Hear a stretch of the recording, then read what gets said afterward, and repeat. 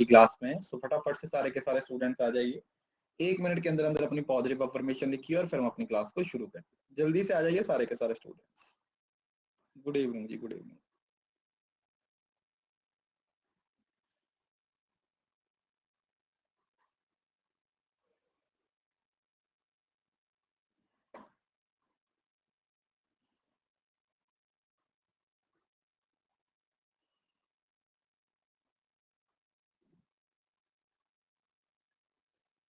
Good evening जी, good evening. कैसे हो? मैं बढ़िया एकदम। राधे राधे जी, राम राम।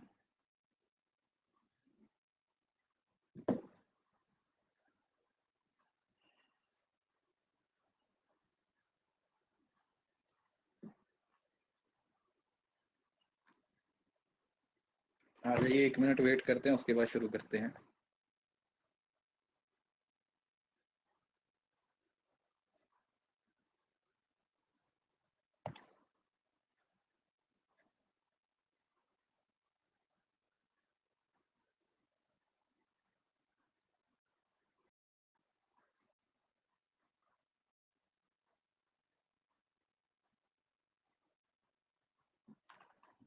चलिए, सो आई होप कि पिछली क्लास में जो हमने चीजें पढ़ी थी आपको समझ आ गई होगी। हायर एजुकेशन, एंशिएंट एजुकेशन से रिलेटेड और एनईपी से रिलेटेड हमने चीजों को पढ़ा था।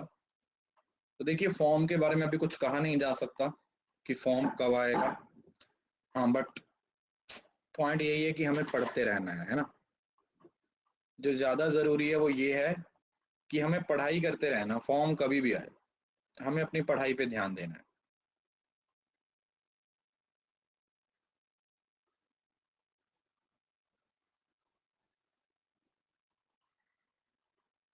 Yes, great.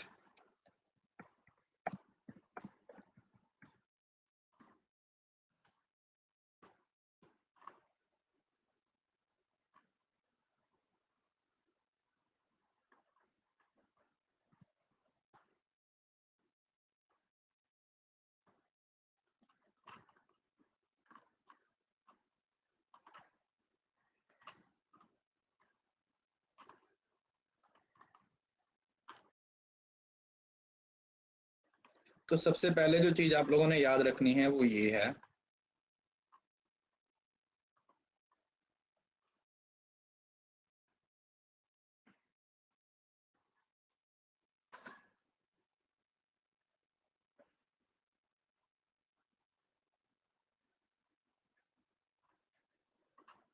ये वाला। जो इंडिया के अंदर अलग अलग तरीके की यूनिवर्सिटीज हैं, उसका टोटल नंबर, ये टाइम टू टाइम कभी कभी क्या होता रहता है, चेंज होता रहता है। तो इसका जो अभी रिसेंट डेटा है वो 4 मार्च 2022 का डेटा है। ठीक है, पेपर से पहले हो सकता है ये चेंज हो जाए, तो पेपर से पहले भी हम देख लेंगे जो भी डेटा रहेगा इसका। ठीक है, वहां पर जो भी इसका डेटा रहेगा। फिलहाल के लिए आप इस स्लाइड को थोड़ा ध्यान से रखिए। एक यूनिवर्सिटीज आती हैं जो 12B के अंडर आती हैं, यूजीसी का एक्ट सेक्शन है 12B। और दूसरी यूनिवर्सिटीज आती हैं किसके अंडर, नॉर्मल। तो वैसे 4 तरीके से यूनिवर्सिटीज को डिवाइड किया गया है। एक स्टेट यूनिवर्सिटीज, दूसरा डीम टू बी यूनिवर्सिटी, फिर सेंट्रल यूनिवर्सिटी और फिर प्राइवेट यूनिवर्सिटी। समझ रहे हो ना, प्राइवेट सबसे लास्ट आ रहा है। अगर टोटल स्टेट यूनिवर्सिटीज की बात करें तो उसमें 444 यूनिवर्सिटीज है, मतलब 444 यूनिवर्सिटीज है। और उसमें से अगर स्टेट यूनिवर्सिटी जो सेक्शन 12 के अंडर कवर हो रही हैं वो कौन सी हैं, 264। मतलब 444 है, 444 है। और जो इसके अंडर कवर हो रही है वो 264 है, 12B के अंडर, 12B के अंडर। देन आता है deemed to be university. Normally 126 है। एक सेकेंड, मैं ना यहाँ पे साइड पे लिखता हूँ, आपको थोड़ा सा ज्यादा अच्छे से क्लियर होगा। मैं यहाँ पे ही लाइन लगा देता हूँ, एक सेकेंड, सारा ही रेस करता हूँ पहले। यहाँ पे ऐसे एक लाइन लगा देते हैं ताकि एक ही जगह पे आप लोगों को याद हो जाए। तो मैं यहाँ पे 12B लिख देता हूँ। 12 बी, तो एक ही जगह पे आप लोगों को चार्ट याद हो जाएगा। तो स्टेट यूनिवर्सिटी 444 और 264, 126, 126 और यहां पर कितनी होगी 49, 54, यहां पर सेम है। सेंट्रल यूनिवर्सिटी सारी 12 बी के अंडर कवर हो रही हैं, यहाँ पर भी 54 है, यहाँ पर भी 54 है। और प्राइवेट यूनिवर्सिटी 403 है और 12 बी के अंडर कितनी आ रही हैं 24। अब ये डेटा आप लोगों को याद रखना, ठीक है।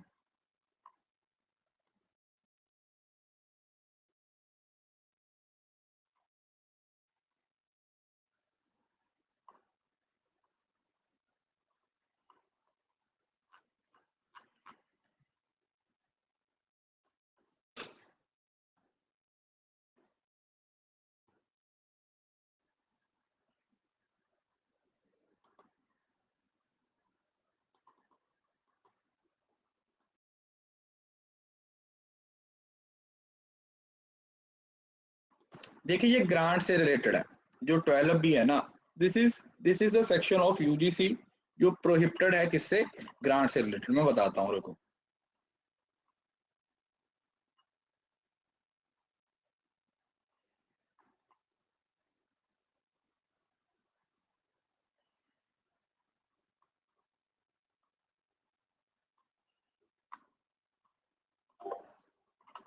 ये देखो,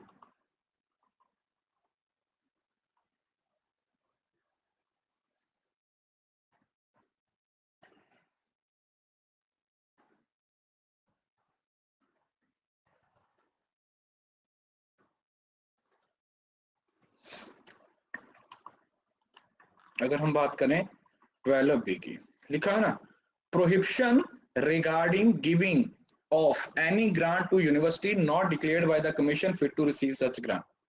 जो रिसीव नहीं, मतलब प्रोहिबिटेड है, जिनको ग्रांट्स है वो नहीं।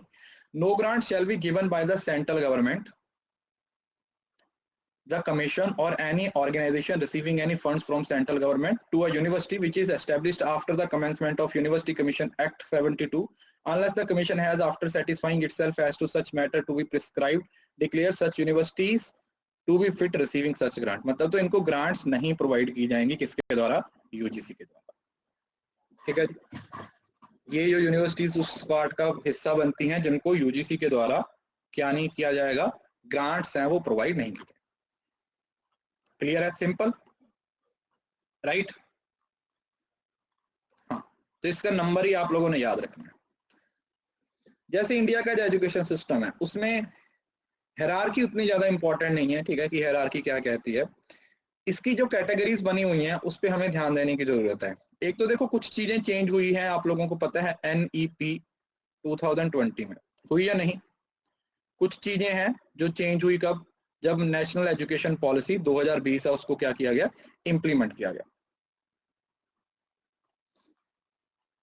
और उसमें कुछ कुछ चीजों को क्या किया गया, चेंज किया गया। तो उसी कैटेगरी के अंडर अगर हम, हमारा जो पहले का जो अभी मतलब जो एलिमेंट्री एजुकेशन सिस्टम है और सेकेंडरी एजुकेशन सिस्टम है, उसमें एक स्लाइड थी ना जिसमें कंपेयर किया गया था 10+2+3 वाले सिस्टम को 5+3+3+4, याद है। उसमें एक ऐसी स्लाइड थी जहां पर कंपेयर किया गया था किसको, 10+2+3 को 5+3+3+4 के साथ, है ना। तो वो स्ट्रक्चर है, वो याद रखना। मतलब अभी जो चल रहा है अभी 10+2+3 वाला ही चल रहा है, बट अगर इम्प्लीमेंटेशन के बारे में पूछें या जिन स्टेट्स में, जैसे आपको बताया था पिछली क्लास में भी कि कुछ स्टेट्स ने NEP पॉलिसी को क्या कर दिया है, इम्प्लीमेंट कर दिया। तो अगर हम रेगुलेटरी बॉडीज के बारे में बात करें, जो स्ट्रक्चर है हमारे इंडिया के अंदर हायर एजुकेशन का, तो एजुकेशन कौन सी लिस्ट में आती है, सबसे पहले आप लोगों को पता है एजुकेशन आता है जी कनकरेंट लिस्ट में। एजुकेशन किस में आती है, एजुकेशन आती है कनकरेंट लिस्ट में। अब कनकरेंट लिस्ट का मतलब क्या हुआ कि स्टेट और सेंटर दोनों की जिम्मेवारी है, कि जो कुछ जिम्मेवारी है वो स्टेट के द्वारा निभाई जाएगी और कुछ जिम्मेवारी है वो सेंट्रल गवर्नमेंट के द्वारा निभाई जाएगी। तो रेगुलेटरी फ्रेमवर्क है जिसके अंदर अलग अलग ऑर्गेनाइजेशंस बनाई गई हैं, अलग अलग एजेंसीज बनाई गई हैं। जैसे देखो, की policies making agencies for higher education कैसे हो जाएगा, जैसे सेंट्रल गवर्नमेंट है उसकी अपनी कुछ बॉडीज है, उसके बाद स्टेट गवर्नमेंट है उनकी अपनी कुछ बॉडीज है, और उसके बाद CAB, central advisory board of education. ये मैंने आप लोगों को प्री इंडिपेंडेंस में पढ़ाया था। बताया था ना कि कब ये पहले 20 में बना, 23 में खत्म हो गया, फिर 29 में बना, फिर 35 में खत्म हो, मतलब इस तरीके से ये कभी बन गया, कभी खत्म हो गया, कभी बन गया, ये कभी खत्म हो गया। तो सेंट्रल गवर्नमेंट, देखिए सेंट्रल गवर्नमेंट की अगर बात करें, नेशनल पॉलिसी ऑन एजुकेशन, तो सेंट्रल गवर्नमेंट जो नेशनल एजुकेशन पॉलिसी बनाएगी, it provide grant to UGC and establish central universities of national importance in the country. तो ये यूजीसी को क्या करती है, ग्रांट प्रोवाइड करती है। और आप लोगों ने देखा होगा, मे भी शायद आप में से ज्यादातर लोगों को पता होगा, अब पिछले 48 घंटे में गवर्नमेंट के 3 ट्विटर हैंडल हैं वो हैक हो गए थे, जिसमें यूजीसी का भी था। क्रिप्टो वालों ने यूजीसी का जो ऑफिशियल ट्विटर हैंडल है ना, उसको क्या कर दिया था, उसको हैक कर दिया था। उस पे वो क्रिप्टो से रिलेटेड क्या डाल रहे थे, एंट्रीज डाल रहे थे, उसमें बहुत सारी चीजें उन्होंने चेंज कर दी थी। अभी तो मतलब वो रिकवर कर लिया गया है, बट ये कल की ही न्यूज है। यूपी सरकार के भी कुछ हैंडल्स हैं वो क्या हो गए थे, हैक हो गए थे, समझ रहे हो ना। तो ये साइबर सिक्योरिटी के अंडर है वो चीजें आती हैं जो पता होनी चाहिए। और किसी यूनिवर्सिटी को deem to be university declare करने की जिम्मेवारी भी किसकी होती है, यूजीसी की होती है। ठीक है, डीम टू बी यूनिवर्सिटी समझ रहे हो ना, वैसे जो यूनिवर्सिटी नहीं है बट उसको एज अ यूनिवर्सिटी ही कंसीडर किया जाएगा, डीम टू बी यूनिवर्सिटी। और उसके बाद आता है स्टेट गवर्नमेंट। अब जो स्टेट की यूनिवर्सिटीज होती हैं उसका जो सारा कार्यभाग होता है वो किसके पास होता है, वो स्टेट के पास होता है।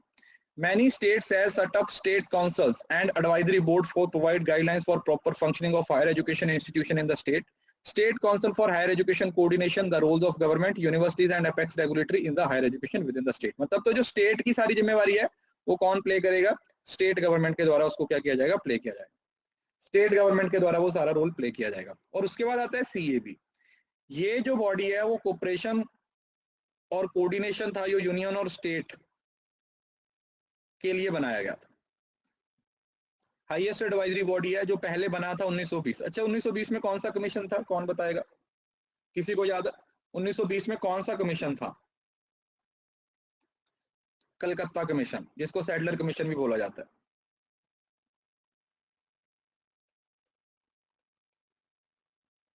कौन सा कमीशन था, सैडलर कमीशन या कलकत्ता कमीशन बोला जाता है।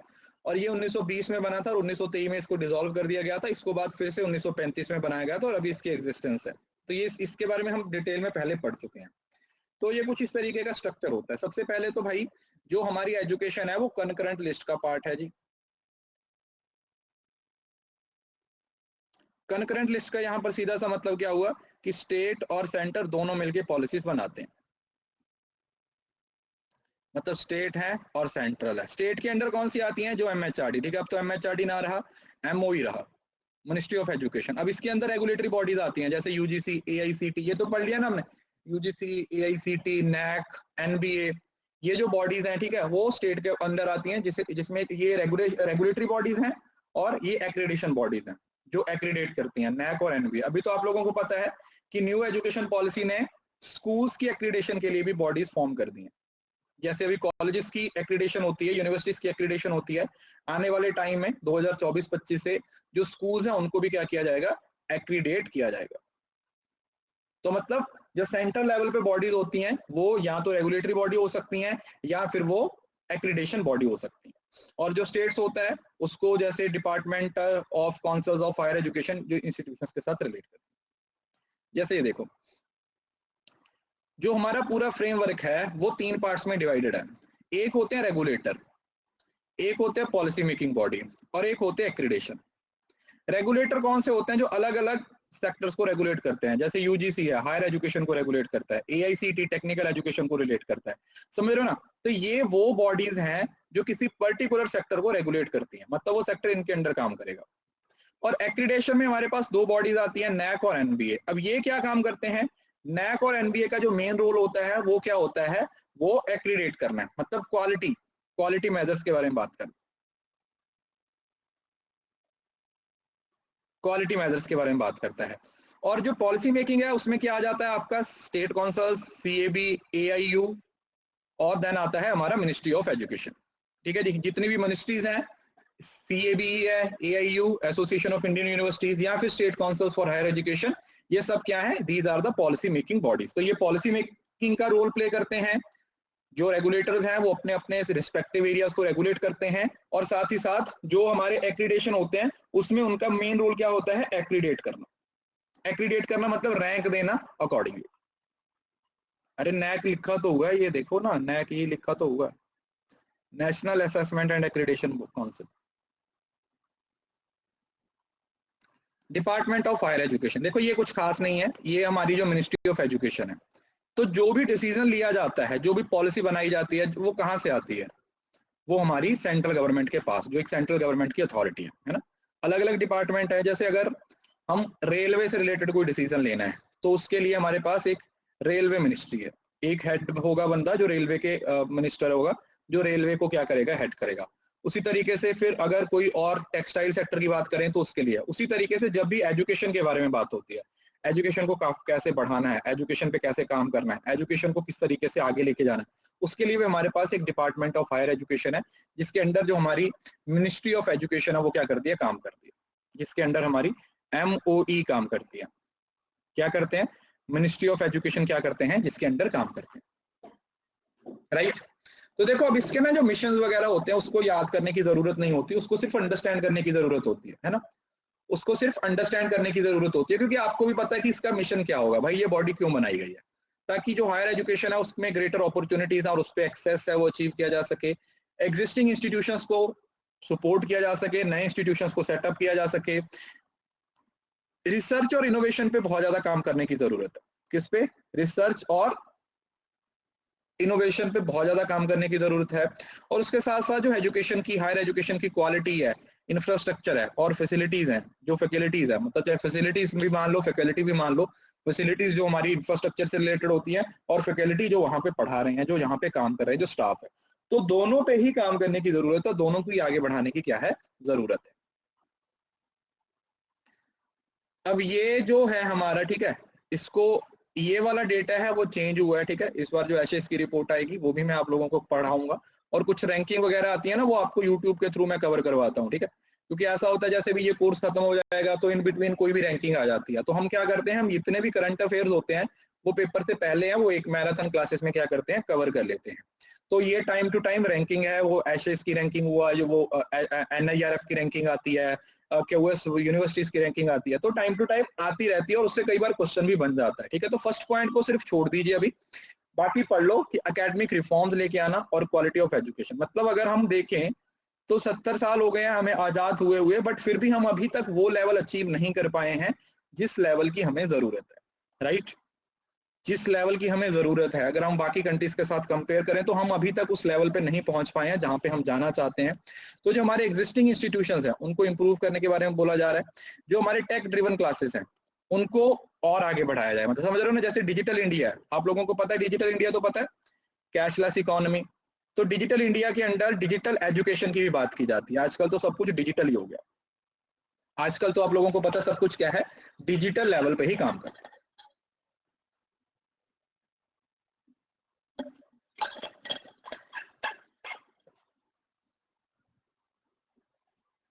उसके साथ जितने भी हमारे वोकेशनल इंस्टीट्यूशंस हैं या फिर जो स्किल डेवलपमेंट वाले इंस्टीट्यूशंस हैं उनको क्या किया जाएगा, इंप्रूव किया जाएगा।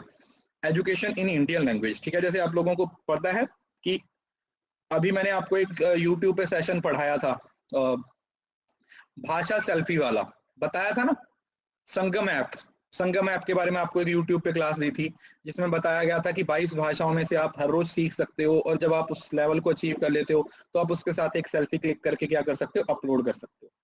उसके बारे में भी हमने क्या किया था, डिस्कस किया।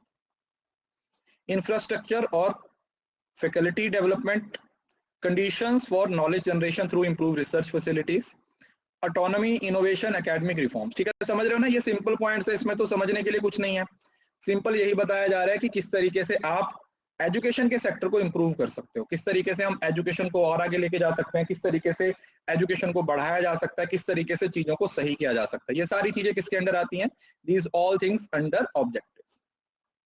अब इन ऑब्जेक्टिव्स को अचीव करने के लिए भाई इस मिनिस्ट्री के पास ऑटोनॉमी भी होगी ना, राइट, ऑटोनॉमी भी तो होगी ना। अगर ऑटोनॉमी ही नहीं है तो फिर वो कैसे काम करेंगे, अगर उनके पास ऑटोनॉमी ही नहीं है तो वो कैसे काम करेंगे, तो फिर वो बॉडी के पास पावर होती है हर तरीके के डिसीजन लेने की।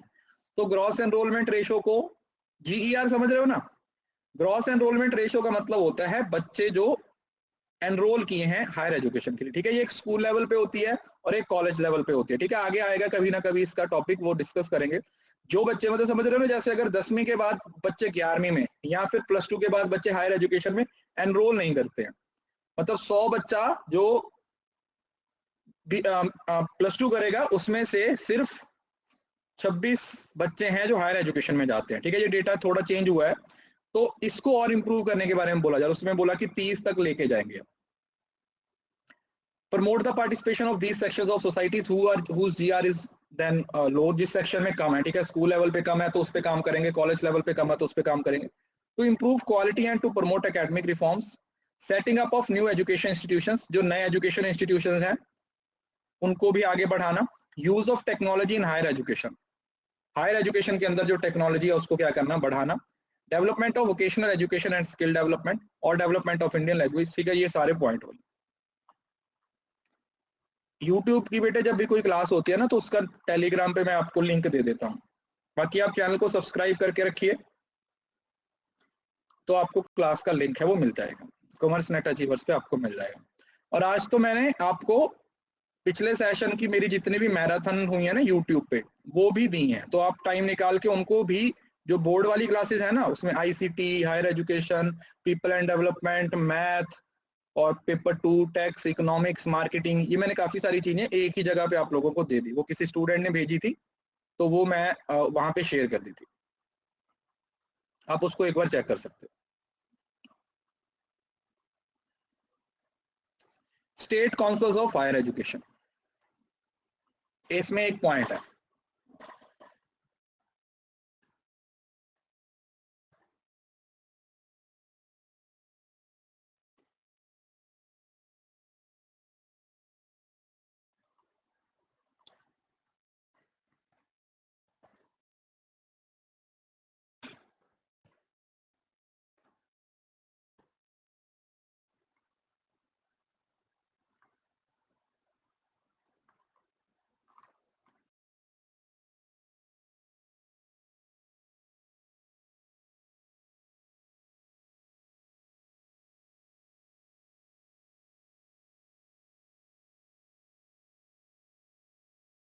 चलिए। Many states have set up their councils and advisory board to provide guidelines and norms for appropriate। अब ये जो बॉडीज स्टेट लेवल पे, सेंट्रल लेवल पे थी, उसी तरीके की कुछ बॉडीज हैं जो स्टेट लेवल्स पे बनाई गई। तो ये हमारे पास 8 स्टेट्स हैं जिन स्टेट्स के अंदर हायर एजुकेशन के लिए काउंसिल्स को सेटअप किया गया, ठीक है। इसमें एक और पॉइंट है, वो मैं भी आपको ऐड करवा देता हूँ, ठीक है। अभी इसके नाम पढ़िए, एक बार दिमाग में बिठाने की कोशिश कीजिए, इसकी मैं आपको पॉइंट बताता हूँ।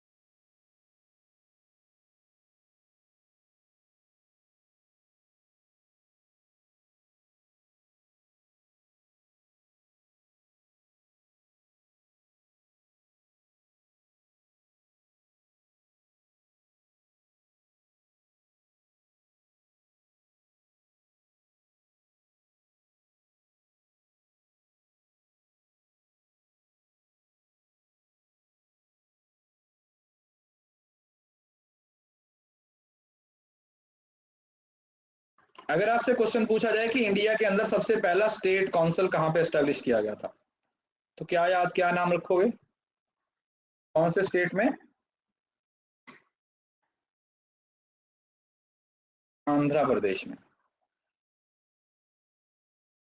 कहाँ पे? आंध्र प्रदेश में। अगर आप इनकी ऑफिशियल वेबसाइट करोगे, ठीक है, ये थोड़ा सा ना मैंने इसको छोटा करके स्क्रीनशॉट लिया है, तो ये टोटल इस टाइम पे इंडिया के अंदर कितने, आंध्र प्रदेश, केरला, तमिलनाडु, वेस्ट बंगाल, यूपी, अरुणाचल प्रदेश, त्रिपुरा और शिमला, ठीक है, यही 8 स्टेट्स हैं यहाँ पे, अगरतला। तो ये टोटल 8 स्टेट काउंसिल्स हैं। और सबसे पहला स्टेट काउंसिल कहाँ पे सेटअप किया गया था, आंध्र प्रदेश में, ये फर्स्ट है स्टेट काउंसिल। नहीं, सीक्वेंस नहीं है,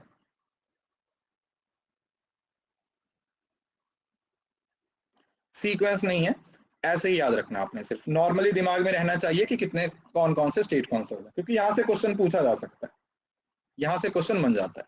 पहला आंध्र प्रदेश, उसके बाद CAB। अब जो चीजें मैं पहले पढ़ा चुका हूं अब मैं वो दोबारा नहीं पढ़ाऊंगा, क्योंकि हमने UGC को भी डिटेल में पढ़ा है, CAB को भी डिटेल में पढ़ा हुआ है, तो इसको मैं दोबारा नहीं पढ़ाऊंगा, ठीक है, आप लोगों ने ये पहले पढ़ रखा है, तो just you can recall it of your own, आप अपने एंड से क्या कर सकते हो, इसको पढ़ सकते हो। हाँ, मतलब हायर एजुकेशन का जिसको नहीं पता ना बेटा, हायर एजुकेशन का जो पूरा कोर्स है ना वो 2 पार्ट्स में डिवाइडेड था। एक पहला पार्ट आपको मेरी प्रोफाइल में मिल जाएगा, और दूसरा पार्ट अभी ये जो हम डिस्कस कर रहे हैं, ठीक है जी, ये वाला clear.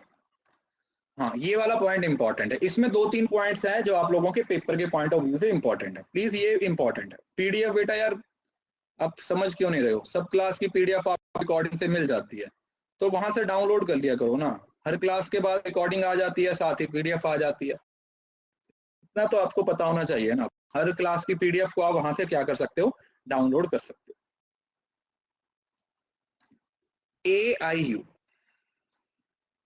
Association of Indian University, it evaluates the course syllabus, credit or standards of foreign universities and compares it with the various courses offered by Indian। तो ये है एसोसिएशन ऑफ इंडियन यूनिवर्सिटी, जो इंटरनेशनल लेवल की universities के साथ Indian university को क्या करने की कोशिश करती है, कंपेयर करने की कोशिश करती है, तो उनके अंदर जो खासियत है, उनके अंदर जो स्टैंडर्ड हैं, उन स्टैंडर्ड्स को हम क्या करने की कोशिश करते हैं, अपने इंडिया की यूनिवर्सिटीज के अंदर एस्टेब्लिश करने की कोशिश करते हैं। तो ये एक बॉडी एक बॉडी की तरह एक्ट करता है, that recognise the difference degree diplomas awarded by universities in India which are recognized by UGC abroad the purpose of admission। पहले स्टार्टिंग में इसका नाम क्या था, इंडियन यूनिवर्सिटी बोर्ड। कब आया था ये, 1925 में, अगर आप लोगों को पता है।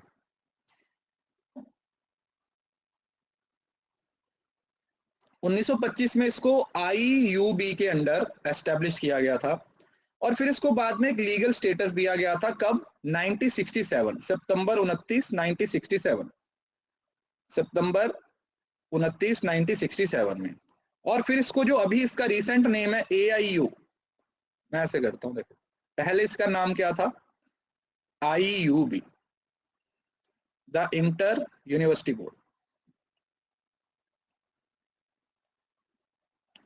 इंटर यूनिवर्सिटी बोर्ड, कब, 1925। और फिर इसको लीगल स्टेटस दिया गया किसके अंडर, जो 1860 वाला एक्ट है उसके अंडर, कब, 29 सितंबर 1967 को। और लास्ट में इसको क्या, AIU 1973 में। और अब इसका नाम क्या है, AIU, association of Indian universities, इसका भी नाम है जो कंटिन्यू हो रहा है। अब इसका जो नाम कंटिन्यू हो रहा है वो क्या हो रहा है, वो AIU ही कंटिन्यू हो रहा है, AIU।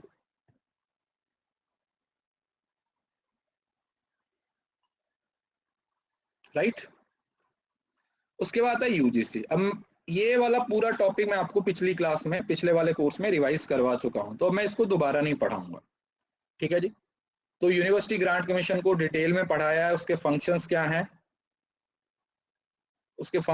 हैं, उसका मैंडेट क्या है, उसकी जरूरत क्या है, ठीक है। वैसे इसमें भी नोट्स दिए हुए हैं, तो आप इसको भी एक बार पढ़ सकते हो। और अभी इसके ये जो चेंज हो गए हैं, करंट चेयरमैन कौन है बताइए, UGC के जो करंट चेयरमैन है वो कौन है,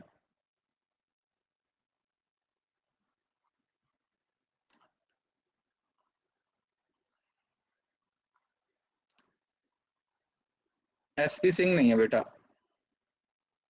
जगदीश कुमार है। ये अभी चेंज हुए हैं, इसी ईयर में चेंज हुए हैं, ठीक है। इससे पहले थे जो यहाँ पे नाम लिखा वो इससे पहले थे, अभी चेंज हुए हैं, वो जगदीश कुमार हुए हैं। और आप लोगों को ये भी याद होगा, जब हमारा रिजल्ट नहीं आ रहा था, एनटी की तरफ से बार बार चीजों को डिले किया जा रहा था, तो बीच में यूजीसी के यूजी के चेयरमैन थे, उनका ऑफिशियल नोटिस आया था, जिसमें उन्होंने बोला था कि विद इन 1 और 2 डेज में क्या हो जाएगा, आपका एग्जाम रिजल्ट है वो आ जाएगा। याद है फरवरी में जब आपका रिजल्ट आया था, तो उस टाइम पे तो वो जगदीश कुमार का ही क्या था, नोटिस था। 1956 वैसे इसको स्टैब्लिश कब किया गया था, 1953 में।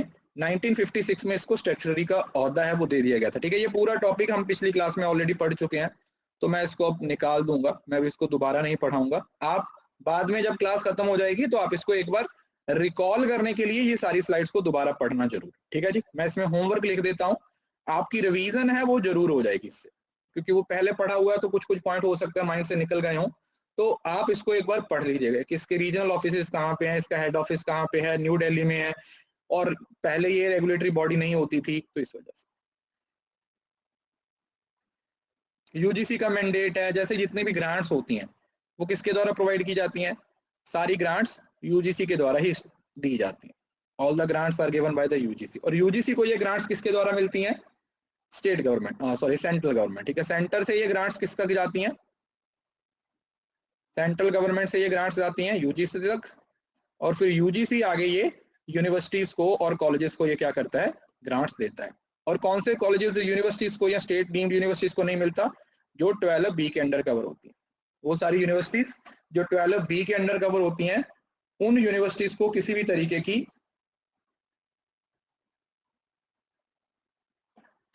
क्या नहीं मिलती, ग्रांट्स है वो प्रोवाइड नहीं होती।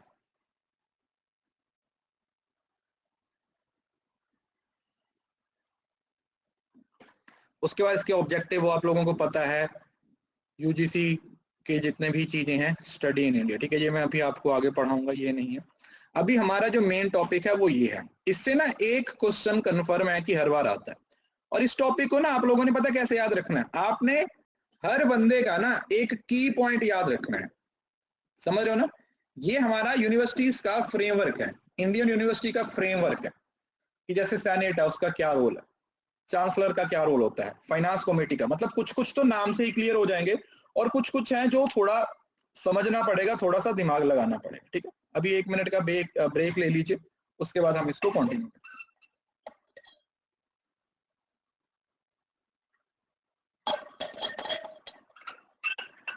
देखिए कुछ बच्चे ना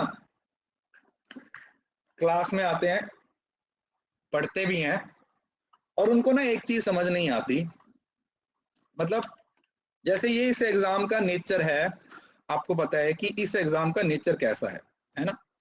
इस एग्जाम का नेचर कैसा है, इस एग्जाम का नेचर कुछ इस तरीके से है कि आपने पेपर में कुछ लिखना नहीं है ना। इस एग्जाम का नेचर क्या है कि ये कोई डिस्क्रिप्टिव एग्जाम नहीं है, आपने कोई हेडिंग्स याद नहीं रखने होते, आपने कुछ चीजों को याद नहीं रखना होता, तो हम उस तरीके से पढ़ाते हैं। आप इमेजिन करो, ठीक है, आज एक कमेंट आया था ऐसे ही यूट्यूब पे, बहुत बड़ा था, काफी अच्छी से मेरी क्लास लगी थी उसमें। मैं सिर्फ उस चीज के बारे में बताना चाहता हूँ कि इस चीज को समझना क्यों जरूरी है। मे बी आप लोगों के दिमाग में भी ऐसी बहुत सारी चीजें चलती रहेंगी। जब हम, अगर मैं इसी सब्जेक्ट को एज अ बीकॉम या एमकॉम या मास्टर्स के सब्जेक्ट की तरह पढ़ाऊंगा, तो उस टाइम पे पढ़ाने का तरीका अलग होगा, टाइम भी ज्यादा होगा, राइट। अगर वहां पे मुझे हायर एजुकेशन पढ़ाने के लिए बोला, तो मेरे पास अगर 6 महीने हैं, तो मैं एक एक चीज आप लोगों को वर्ड बाय वर्ड पढ़ाऊंगा, हर रोज टेस्ट भी लूंगा, क्विज़ेस भी लूंगा, हर चीज आपको समझाने की कोशिश करूंगा,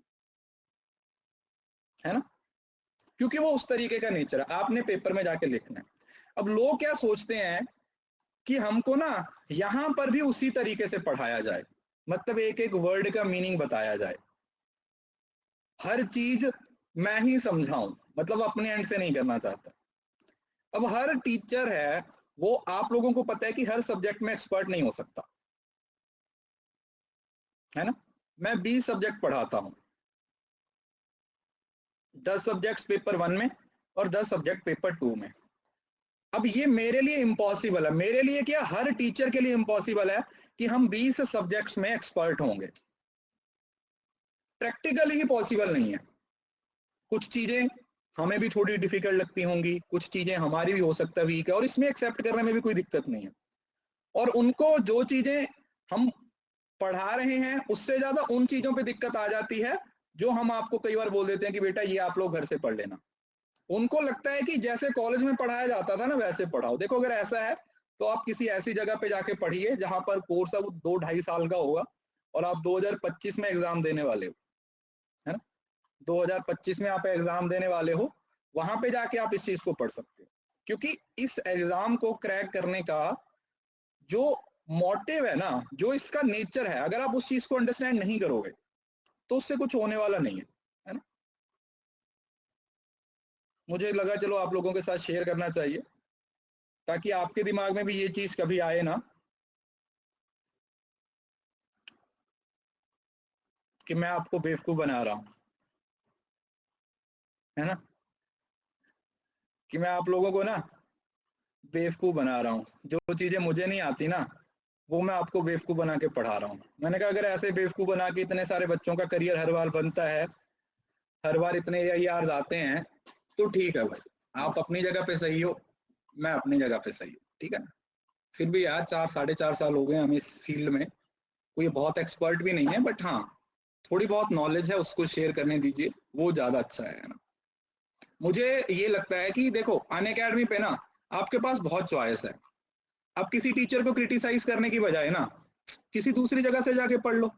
ऐसा तो है नहीं कि भाई आपने सिर्फ मेरे कोर्स के लिए ही पैसे दिए हैं ना, या आपने मेरा कोर्स ही खरीदा है और सिर्फ मेरी ही क्लास देख सकते हो। आप दूसरी जगह पे पढ़ लो ना। अगर अब मुझे पढ़ाना नहीं आता, मुझे कुछ चीजें समझानी नहीं आती, तो you just go to the other teacher, है ना। क्रिटिसाइज करके क्या मिलेगा, कुछ कंस्ट्रक्टिव क्रिटिसिज्म होता है तो हम उस चीज को एक्सेप्ट भी करते हैं, है ना। चलो कोई बात नहीं, मैं ये चीजें आपको इस वजह से बता रहा हूँ बेटा कि आप लोगों को भी ये चीजें आगे फेस करनी पड़ेंगी। बीइंग अ टीचर आपको ये क्रिटिसिज्म, ये नेगेटिविटी फेस करनी पड़ेगी, है ना। तो आप भी इस चीज को थोड़ा हैंडल करना सीखें। सबसे पहले हम चांसलर की बात करते हैं, चांसलर या विजिटर। तो जो चांसलर होता है वो फॉर्मल हेड होता है किसी भी यूनिवर्सिटी का, किसी भी यूनिवर्सिटी का फॉर्मल हेड होता है। और अगर मैं स्टेट यूनिवर्सिटी की बात करूं तो वो कौन होगा, गवर्नर। और अगर सेंट्रल यूनिवर्सिटी की बात करूं तो उस टाइम पे कौन होगा, प्रेसिडेंट। इसमें ये पॉइंट आप लोगों ने याद रखना,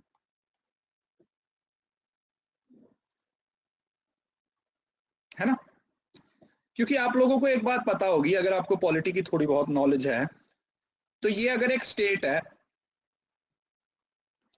और ये यूनियन या फिर आप सेंटर हो सकते हो, तो जो रोल स्टेट में सीएम का है वही सेंटर में पीएम का है। मतलब ये समझ लो कि जो स्टेट का सीएम है ना वो अपने स्टेट के लिए पीएम की तरह ही काम करता है। और उसी तरीके से जो स्टेट के लिए गवर्नर है, सेंटर के लिए कौन है, प्रेसिडेंट।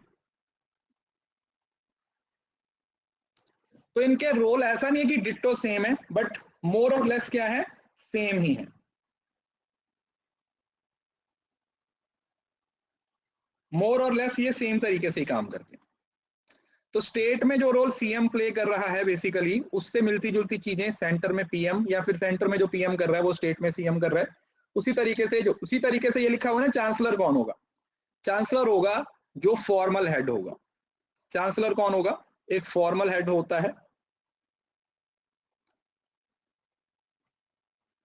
स्टेट के केस में गवर्नर और सेंटर के केस में प्रेसिडेंट, राइट। तो ये फॉर्मल हेड होगा। उसके बाद आता है एक ऑप्शन आती है pro chancellor. The practice of making the Ministry of Education or Ministry of Agriculture in the case of Agriculture University Pro Chancellor is a relatively recent term. तो जो प्रो चांसलर है ना ये एक नई टर्म है और ये हर यूनिवर्सिटीज के लिए एप्लीकेबल नहीं है, है ना। तो ये mostly practice of making the ministry of education और ministry of agriculture in the case of agriculture university. तो प्रो चांसलर का कंसेप्ट किसके साथ रिलेटेड है? एग्रीकल्चर यूनिवर्सिटीज के साथ, right. It leads often to political interference in universities aware and undermines the university's autonomy। तो कहीं ना कहीं इसका कनेक्शन किसके साथ है? पॉलिटिकल इंटरफेरेंस के साथ है। जैसे then it failed to guide the life of a nation, the community, the state and the people। मतलब इसमें आप लोगों ने क्या याद रखना है कि जो प्रो चांसलर है एक तो बिल्कुल नई टर्म है आज के टाइम पे जो यूज की जा रही है, और ये पॉलिटिकल इंटरफेरेंस की तरह, और कहीं ना कहीं इसका कनेक्शन किसके साथ है? आपका जो एग्रीकल्चर यूनिवर्सिटीज के केस में, फिर उसमें मिनिस्ट्री ऑफ एजुकेशन हो चाहे वो मिनिस्ट्री ऑफ एग्रीकल्चर के बारे में।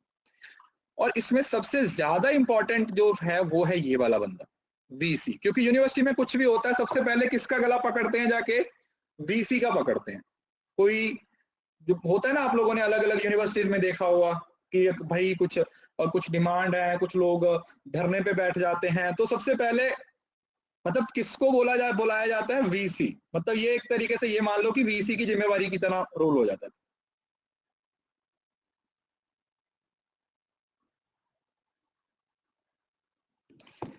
एडमिनिस्ट्रेटर और एकेडमिक हेड, तो इसको आपने ए याद रखना है। जो वाइस चांसलर है ना, उसमें आपने डबल ए वर्ड यूज रखना है। डबल ए मतलब ए फॉर एडमिनिस्ट्रेटिव हेड भी है वही जो एडमिनिस्ट्रेटिव हेड है, और दूसरी तरफ एकेडमिक हेड भी वही है। तो कल को आपको पेपर में क्वेश्चन पूछा जाए कि who is the academic head, तो भी वाइस चांसलर है। Who is the administrative head, तो वो भी वाइस चांसलर है।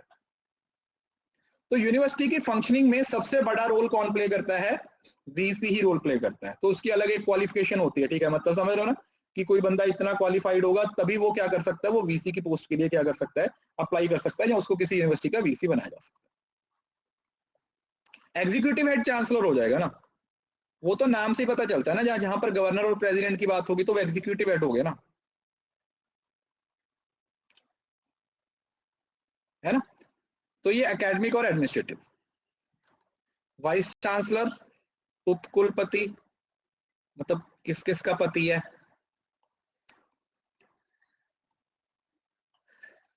और फिर अच्छा चलो एक और चीज बताता हूं, आज तो और एक बात हुई। आज YouTube पे भी किसी क्लास के अंदर ये कमेंट किया गया। मतलब आजकल वो होता है ना कि पढ़ाते तो तुम अच्छा हो ना, मगर तुम ना बहुत सिली जोक्स मारते हो, और तुम्हारे जोक्स का टॉपिक होता है सिर्फ लड़कियां लड़कियां लड़कियां, और किसी चीज पे तुम जोक नहीं मारते, ये नहीं करते, वो नहीं करते। तो मैं कभी कभी इस चीज को लेकर बहुत हैरान हो जाता हूँ कि यार मतलब क्या ही चल रहा है। मतलब ये लोग पढ़ने आते हैं या ये मतलब अपनी जजमेंट देने के लिए आते हैं या क्या? भाई मेरे लिए कुछ भी ऐसा सीन होता ना तो मैं तो यार मैं क्लास ही ना देखूं, है ना। अगर कुछ भी ऐसा हो कि भाई मेरे को किसी चीज पे पढ़ना भी है और क्रिटिसाइज भी करना है, मतलब अजीब सा ही सीन चल रहा है आजकल तो।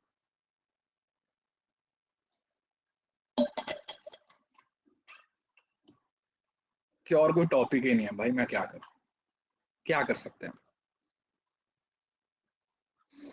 मतलब मैं वही सोच रहा हूँ कि आप सब बच्चे हैं वो एटलीस्ट, अगर बहुत ज्यादा एज नहीं है तो आप सब में से ऑलमोस्ट सब बच्चे 18 प्लस तो होंगे, ठीक है। अडल्ट 18, मतलब 18 तो कम है, 20 तो प्लस होंगे ही सारे। कोई बच्चा मुझे नहीं लगता कि जिसकी उम्र 20 से कम होगी।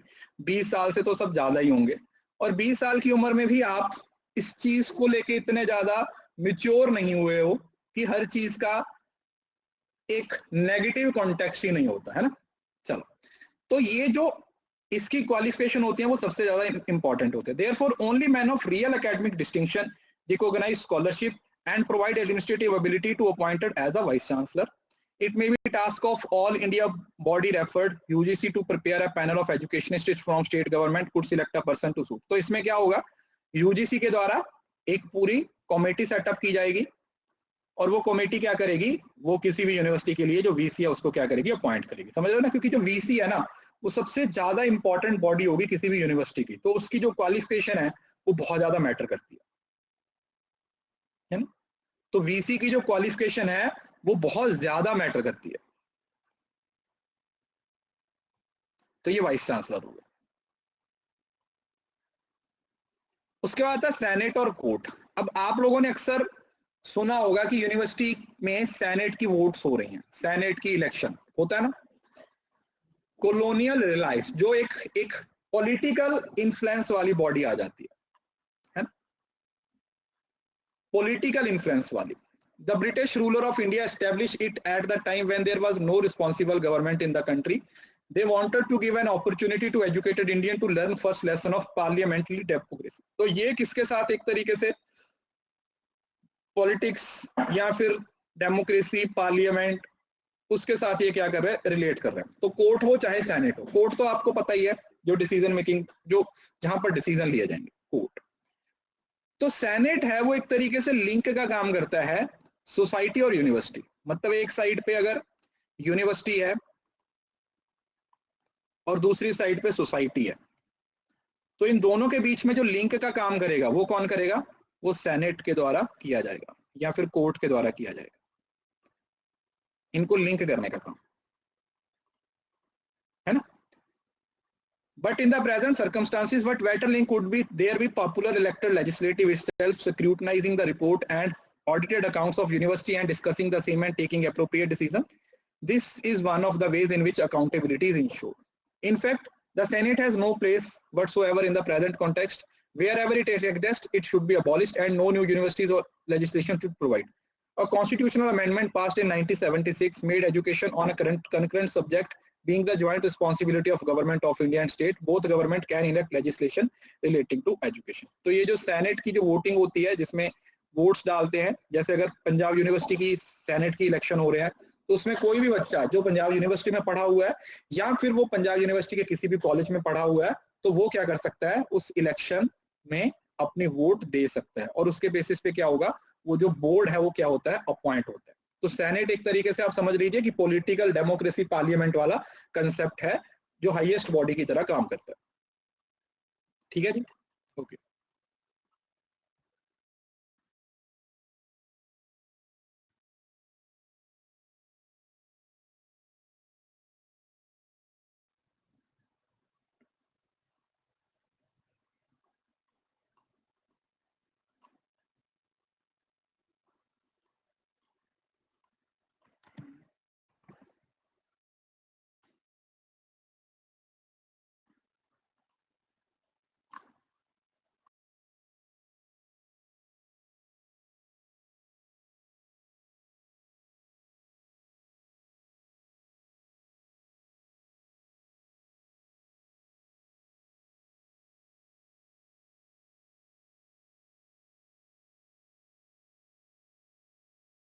तो ये देखो, ये तो सेनेट का मीनिंग यहाँ पे क्लियर हुआ। तो इसके साथ कुछ पॉइंट्स हैं जो आप लोगों ने याद रखने हैं।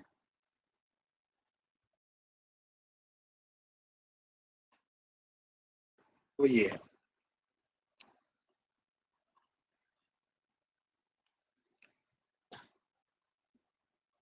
to give suggestion to the university authorities on improvement that can be made in all areas and domains that are integral part। तो ये क्या करेंगे, ये एक तो मतलब समझ रहे हो ना, सुजेशंस देंगे, जितना भी करंट प्रोग्राम्स हैं, कोलैबोरेटिव प्रोग्राम्स हैं, उनको रिव्यू किया जाएगा। To suggest new academic programmes, नए, समझ रहे हो ना। तो ये suggestion review, suggestion review, review review suggestion, तो इनके पास इतनी पावर है कि ये हर चीज को रिव्यू कर सकते हैं और हर चीज को यूनिवर्सिटी के जो बॉडी है उसको क्या कर सकते हैं, सुजेशन दे सकते हैं। एकेडमिक मैटर पे हो, चाहे वो रेगुलेटरी मैटर पे हो, चाहे वो किसी भी मैटर पे हो। तो ये जो सेनेट होता है वो ये सारे रोल के क्या कर सकता है, प्ले कर सकता है। तो ये पावर किसके पास है, ये सारी पावर सेनेट के पास है ना।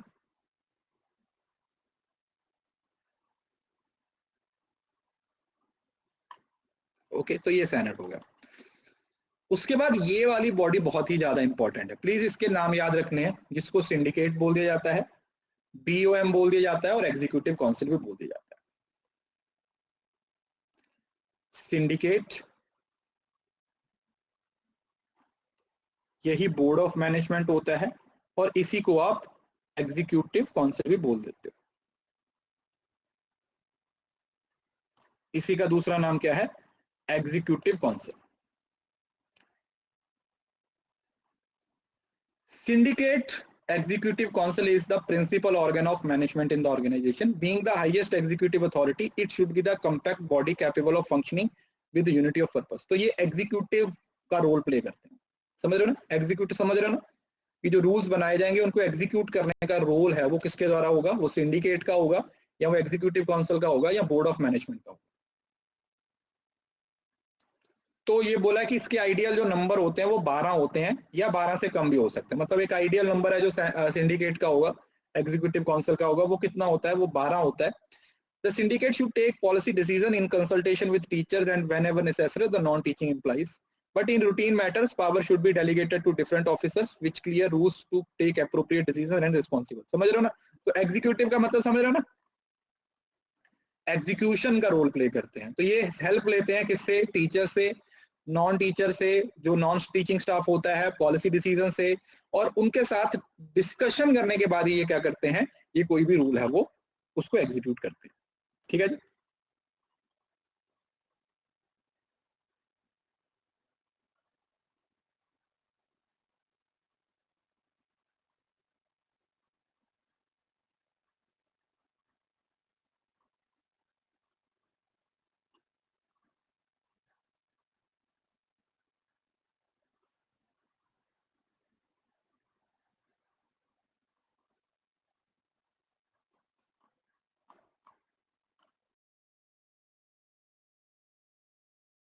राइट, तो ये इसमें आप लोगों ने क्या याद रखना है, this is the executive. Execution समझ रहे हो ना, कि जो भी पॉलिसीज बनाई जा रही है उनको एग्जीक्यूट कैसे किया जाएगा, उसके लिए ये टीचर्स और जो नॉन टीचिंग स्टाफ है उन दोनों की क्या करती हैं, हेल्प लेती है, इंप्लीमेंट करने का जो रोल है वो प्ले करते हैं।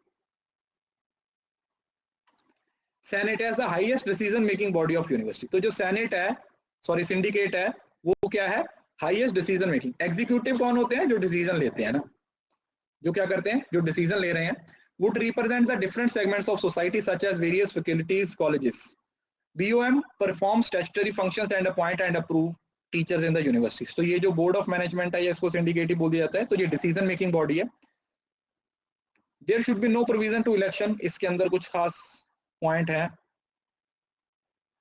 नो, और इसके अंदर कुछ खास पढ़ने की जरूरत नहीं है। ये जो ऊपर के 2 पॉइंट्स लिखे हुए हैं ना, सिर्फ आप लोगों ने ये याद रखने हैं। और इस साइड पे जो ये जो पॉलिसीज डिसीजन है, और ये जो वर्ड लिखा हुआ है ना, executive, highest decision making body, highest decision making body, ये सबसे हाईएस्ट डिसीजन मेकिंग बॉडी है। This is the highest decision making body. किसको, इसको क्या बोलते हैं, बोर्ड ऑफ मैनेजमेंट भी बोल देते हैं, BOM एग्जीक्यूटिव भी बोल देते हैं, और साथ ही साथ इसको सिंडिकेट का नाम भी दे दिया जाता है। It is also called syndicate. उसके बाद एकेडमिक काउंसिल, नाम से ही पता चल रहा है एकेडमिक काउंसिल है वो क्या होगा, जो एकेडमिक पॉलिसीज के साथ डील करेगा, supervision, general supervision over the academic policies of the university. Universities की जो एकेडमिक पॉलिसीज होंगी उसके ऊपर जो काम करेगा वो क्या है, that is academic council. The academic council is the highest academic body. जैसे ये हाईएस्ट डिसीजन मेकिंग बॉडी थी ना, जैसे अगर मैं लिखूं बोर्ड ऑफ मैनेजमेंट, तो हाईएस्ट डिसीजन मेकिंग बॉडी है ये,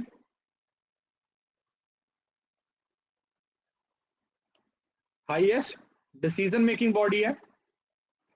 उसी तरीके से जो ये है academic council,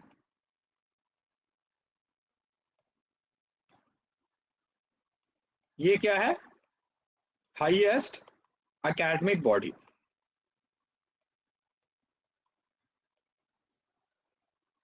highest academic body. तो ये जितने भी एग्जामिनेशन है ना, तो ये एग्जीक्यूटिव काउंसिल जो डिसीजन लेने वाले हैं, जो एग्जीक्यूट करने वाले हैं, उनको ये एकेडमिक मैटर्स पे क्या करते हैं, सुजेशंस देते हैं। ठीक है, क्योंकि एकेडमिक के साथ जितना भी कुछ होगा, जितना भी एकेडमिक के साथ चीजें काम कर रही हैं, सिलेबस के साथ, करिकुलम के साथ, वो सारी किसके अंडर आती हैं, all the matters comes under academic council. वो सारी चीजें किसके अंडर आ जाएंगी बेटा, एकेडमिक काउंसिल का पार्ट बनेंगी। They will become the part of academic council. It should provide leadership with regard to raising the standard and quality of teaching or research. ठीक है, तो क्योंकि academic में क्या आएगा, teaching, research, teaching, research, innovation, ये सारी चीजें आएंगी।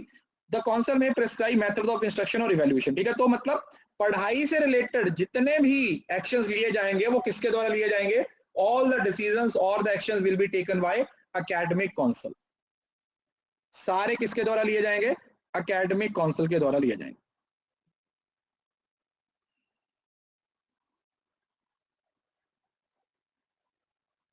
सारे किसके द्वारा लिए जाएंगे? एकेडमिक काउंसिल के द्वारा लिए जाएंगे। राइट, चलिए। Faculties and board of studies. Board of studies, as these authorities would be discussing not only specific course content but it desire to establish the mechanism for consultation। अब ये जो है ना बोर्ड ऑफ स्टडीज, ये ना syllabus क्या होगा इनके द्वारा प्रिपेयर किया जाएगा। समझ रहे हो ना? मतलब देखो, जो सिलेबस इंप्लीमेंट करने का रोल है वो एकेडमिक काउंसिल का है, बट सिलेबस बनाना, उसके अंदर कौन से कंटेंट होंगे, समझ रहे हो ना? तो इसका सीधा सा कनेक्शन सिलेबस के साथ है, बस ये याद रखना। This body is directly related with the syllabus. Syllabus को प्रिपेयर करना, फिर उस सिलेबस को लेके किसके पास जाना? एकेडमिक काउंसिल के पास जाना, फिर एकेडमिक काउंसिल वाले उस सिलेबस को क्या करेंगे? स्टडी करेंगे, और उसके बेसिस पे वो फिर सुजेशन देंगे। समझ रहे हो ना?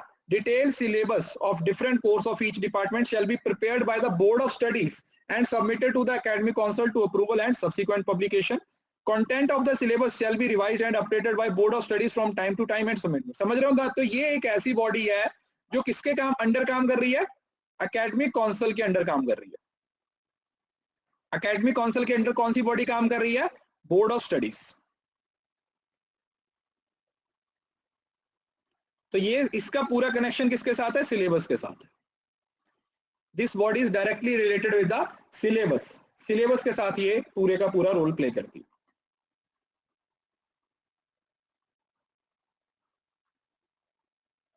ठीक है जी। देखो इनको ना पता है, बाद में मैं आपको एक तरीका बताता हूं, जब ये पूरा टॉपिक हो जाएगा ना तो ऐसे करना, एक ना ऐसे एक टेबल बना लेना, और इस साइड पे ना सब, जैसे गवर्नर जो भी है, vice president, sorry chancellor, vice chancellor, pro chancellor, और उसके जो मेन पॉइंट्स है ना उसको एक बार इस साइड पे लिख देना, जो भी उनके फंक्शंस है, जो भी उसका कीवर्ड है ना, सभी का कीवर्ड है ना कुछ कीवर्ड है, मैंने हर पेज पे लिखे हुए हैं। हर किसी का कोई ना कोई कीवर्ड है, वो मैंने आप लोगों को अलग अलग जगह पे लिखे हुए। हाँ, जैसे ये देखो नेहा ने बहुत अच्छा लिखा, जैसे चांसलर ऑफ फॉर्मल हेड हो जाता है, प्रो चांसलर एग्रीकल्चर से वाइस चांसलर है, वो आपका एडमिनिस्ट्रेटिव और एकेडमिक हेड हो जाता है। जो सेनेट है उसका कनेक्शन पॉलिटिक्स से होता है। जो सिंडिकेट है वो हाईएस्ट डिसीजन मेकिंग बॉडी है। एकेडमिक काउंसिल है वो एकेडमिक से रिलेटेड डिसीजन लेती है, और जो बोर्ड ऑफ स्टडीज है वो सिलेबस के साथ रिलेट कर। ठीक है, तो इस तरीके से आप क्या कर सकते हो, चीजों को याद कर सकते हो। This is the best way. जहां पर भी स्टैटिक पोर्शन होता है ना, उसको याद करने का सबसे बेस्ट तरीका यही होता है। जब भी हमारे सामने कोई भी स्टैटिक पोर्शन होता है ना, तो हर स्टैटिक पोर्शन के बिल्कुल बीचों बीच एक कीवर्ड होता है जो आपको पूरा टॉपिक याद करने में हेल्प करता है। उस कीवर्ड को ढूंढो बस। वैसे तो मैं आपको हर टॉपिक का कीवर्ड बताता ही हूं, फिर भी आप अपने हिसाब से भी कुछ कीवर्ड्स को आइडेंटिफाई कर सकते हो, क्योंकि पेपर में पता क्या होता है, ये कीवर्ड्स बहुत हेल्प करते हैं। अभी आपको लगता होगा कि सर एक शब्द से क्या हो जाएगा, जब आप पेपर दोगे ना तब आपको पता चलेगा कि यार एक एक वर्ड की क्या अहमियत है, एक एक वर्ड की क्या वैल्यू है।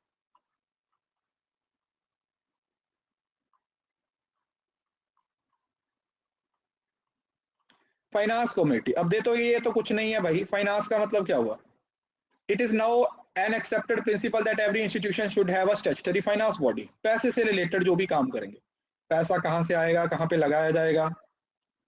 The committee should consist of expert who can contribute to the efficient management of finance of the boards. जैसे आप लोगों ने देखा होगा कि इंडिया के अंदर बहुत सारी यूनिवर्सिटीज हैं जो डेट के अंडर है, समझ रहे हो ना, जिन पे 100 करोड़ 200 करोड़ का लोन है।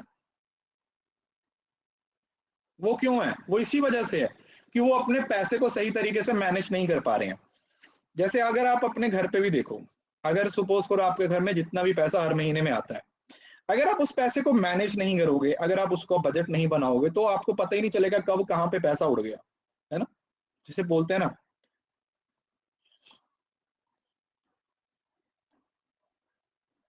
जैसे अगर आप 100 रुपए कमा रहे हो ना, अगर आप हर महीने 100 रुपए कमा रहे हो, तो उसमें से जो 50 है ना, उसको तो आप भूल ही जाओ, साइड पे रख के उसको भूल ही जाओ।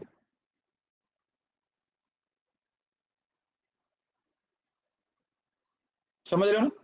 उसके साथ 30 और 20 जो आपकी बेसिक रिक्वायरमेंट है, और अगर आपको कुछ एक्स्ट्रा की जरूरत है, नहीं तो इसमें से जो पोर्शन बचेगा उसको फिर कहां से भेजो, सेविंग्स। लाइफ में सेविंग करना बहुत ज्यादा जरूरी है। इस दुनिया में ना जो बंदा सेविंग नहीं करता, सेविंग का मतलब ये नहीं है कि आप हर महीने इतना ही बच, सेविंग का मतलब चाहे आप हर महीने 500 रुपए ही बचा रहे हो, समझ रहे हो ना, जिसको हम कंपाउंड इफेक्ट बोलते हैं ना, वो कंपाउंड इफेक्ट यही होता है। छोटी छोटी चीजें हमें नजर नहीं आती।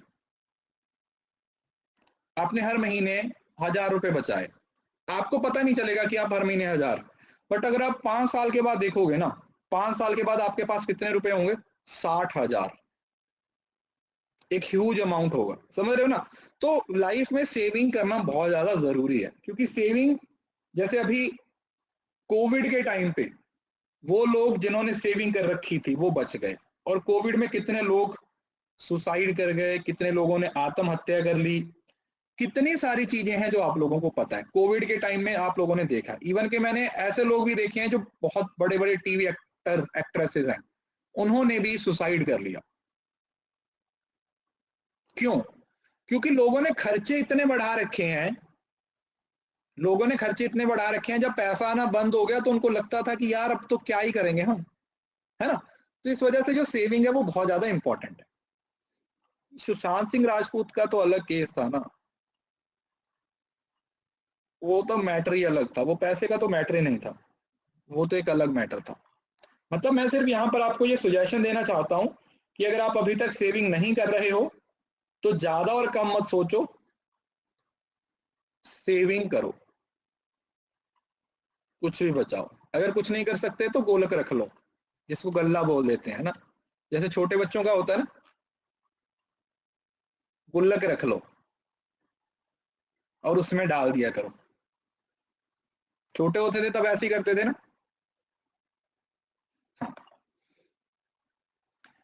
तो इसमें 7 से ज्यादा लोग नहीं हो सकते। It should ensure that finance of universities are manage to produce the best result. It should be able to find ways and means to raising finance for the universities and when the need arise। और ये क्या करता है, ये बताता है कि कितने पैसे की जरूरत है, कितने पैसे का इस्तेमाल करना है, कितना पैसा बचाना है। तो पैसे से रिलेटेड जितने भी डिसीजन है वो कौन सी बॉडी लेती है, वो फाइनेंस बॉडी के द्वारा लिया जाता है। वो किसके द्वारा लिया जाता है, वो फाइनेंस बॉडी के द्वारा लिया जाता है।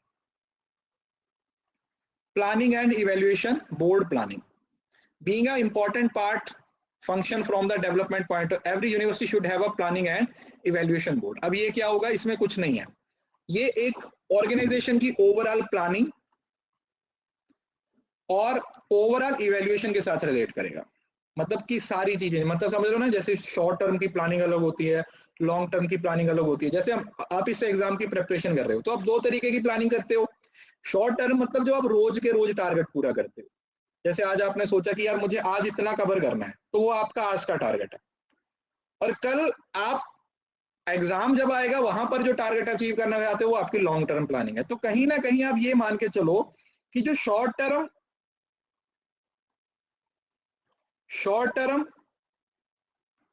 प्लस लॉन्ग टर्म दोनों ही प्लानिंग का आपकी लाइफ में बहुत बड़ा रोल है। शॉर्ट टर्म प्लानिंग और लॉन्ग टर्म प्लानिंग का आपकी जिंदगी में एक बहुत बड़ा रोल है।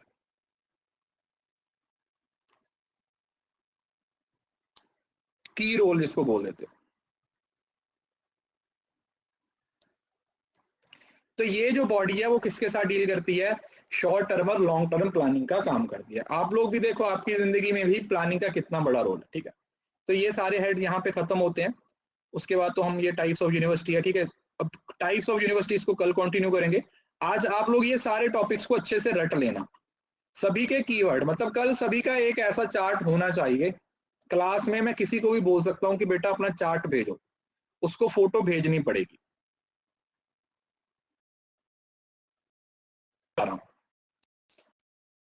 नोट्स को किस तरीके से बनाते हो वो तो आप पे डिपेंड करता है, बट हाँ, क्योंकि स्टैटिक पोर्शन है उसको याद करना आप लोगों के लिए काफी जरूरी हो जाता है।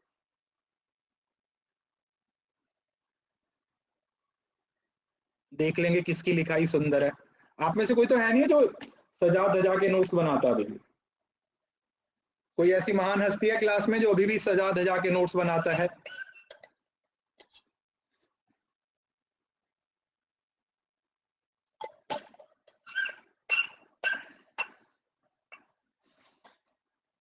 मेरे नोट्स ऐसे होते थे, कई बार मुझे ही समझ नहीं आते थे वो।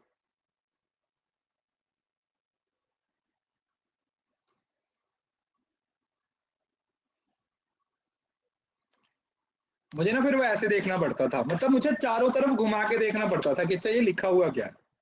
कसम से बोल रहा हूँ, जब मैं पढ़ता था ना, मैं नोट्स ऐसे बनाता था, मतलब मेरी राइटिंग स्पीड मतलब इतनी फास्ट है ना, मतलब आप इमेजिन भी नहीं कर सकते। समझ रहे हो ना? मतलब मेरी जो राइटिंग की स्पीड है ना, वो इतनी ज्यादा स्पीड से मैं लिख सकता हूँ ना, मतलब मेरी राइटिंग की स्पीड है वो काफी ज्यादा है। राइटिंग और रीडिंग दोनों की स्पीड है वो काफी ज्यादा है। तो कुछ लिख देता था, पेंसिल से लिखता था या फिर रेड पेन। मतलब मेरे नोट्स होते थे ना वो ज्यादातर या तो पेंसिल से बने हुए होते थे, पहले पहले मैं पेंसिल से बनाता था। तो फिर टाइम के साथ क्या हुआ, वो पेंसिल के नोट्स होते थे ना, मैं A4 पेपर यूज करता था। थोड़ा सा मैं आपको बता देता हूँ, मैं A4 पेपर यूज करता था। मैंने कभी भी किसी डायरी में, किसी रजिस्टर में नोट्स नहीं बनाए। तो मैं क्या करता था, मैं एक वो फोटो स्टेट वाला पूरा बंडल लेके आता था, ठीक है। आई थिंक उस टाइम पे 170 रुपए का आता था, आज से 4-5 साल पहले। तो वो क्या आता था, वो 170 रुपए का आता था, जिसमें 500 पेज होता था। मतलब टोटल 500 होता था और आगे पीछे करोगे तो 1000 होता था। तो मैं उसमें नोट्स बना लेता था, जो भी टॉपिक होता था, और उसको स्टेपल कर देता था। फिर उसको तो जब वो क्या हो जाता था, वो पेंसिल होती थी ना, तो वो एक दूसरे के ऊपर ऊपर रखने से ना मिटना शुरू हो जाता था। तब फिर मैंने ना रेड पेन यूज करना शुरू कर दिया। मैं अपने नोट्स ढूंढूंगा, मैं नोट्स बताऊं मेरे नोट्स कहाँ पे पड़े होंगे।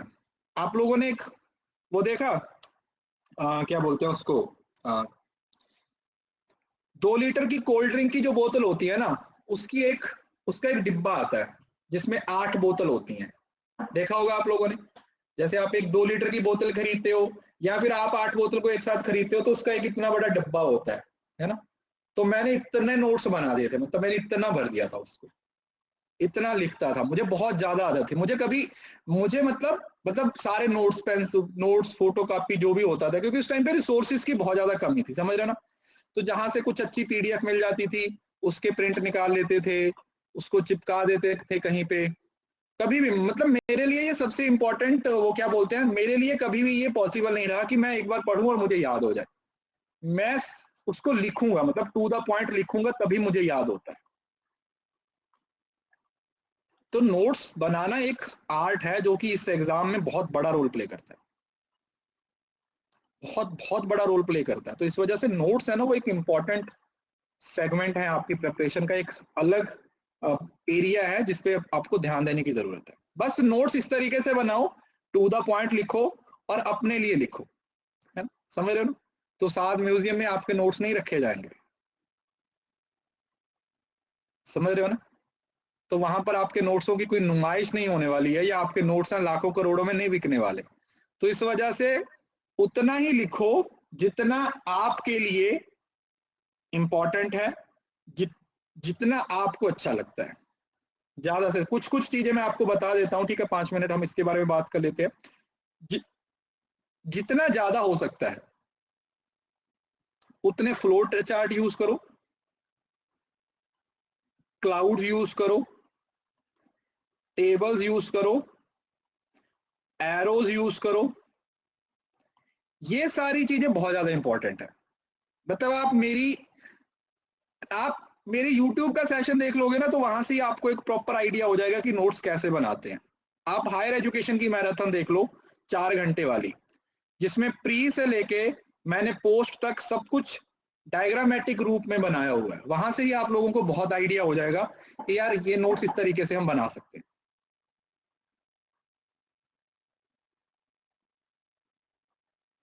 और उस पर बहुत व्यूज और लगातार बढ़ते ही जा रहे हैं, मतलब 1.25 लाख के करीब, आई थिंक 1,30,000 के करीब उस पर व्यूज हो चुके हैं।